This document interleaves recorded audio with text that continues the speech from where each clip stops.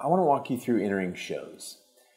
So what happens is you get to the Add Your Shows, which gets from Add a Gig page. You go to Add Your Shows, and then you're going to get a choice here of venues if you manage more than one. If you only have one, it'll be the default one that's here. Then what happens is you can add favorite bands. For instance, you'll see that this person's got favorite bands added already, or if you don't want favorite bands, you can just start typing in the name of the bands and they will show up and you can populate them. However, if you want to use a band that maybe isn't in Strumsy, you type the name and nothing comes up, but you'll see that a band email drops down. And so what we'd like you to do is, if you have the band email, enter that in, and that sends the band an email so they can claim their band page and tell fans what they do and their songs and their history and their story. If you don't, just check this box if you don't know the email, and this will create a new band.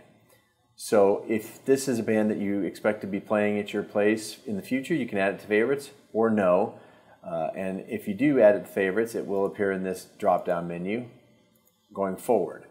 So again, if you don't do that, leave this unchecked, and we move on to the start time. The start time is really an easy interface. You can just type in a number and it will populate the time. So if I type in 8, it's 8 p.m. If I want to change back and forth to AM or PM, I can just type A or P with my keyboard, or I can use these little arrows. You see that this part taps across using these buttons. Same thing with the end time. I go 10 p.m. That's fine. I can tab through that section.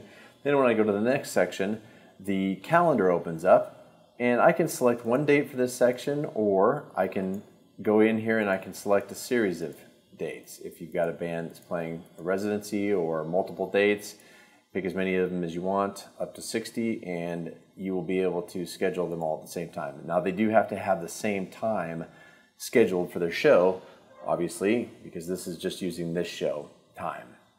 Then you decide if the show is free or not, and if it's free, it will display that. If not, you don't have to display a price, but if you want to, you can either type 10 and it'll put a dollar sign in there, or you can type $10 and it'll populate that way. This will also take text, $10 on the day of the show,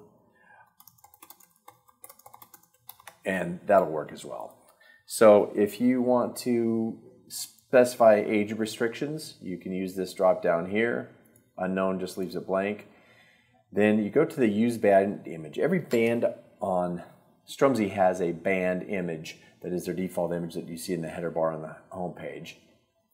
And you can use that automatically. We'll usually populate that, or the band populates that. It gets populated at any rate. There's an image for them. So if you want to use that for your shows, that's just fine. Just leave that checked. If you don't, if you have a poster or a special image you want to use for the show, uncheck that and then choose the file, and you can upload whatever file it is that you want to use.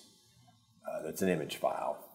And we'll format it so that it fits and neatly displays everywhere on our system.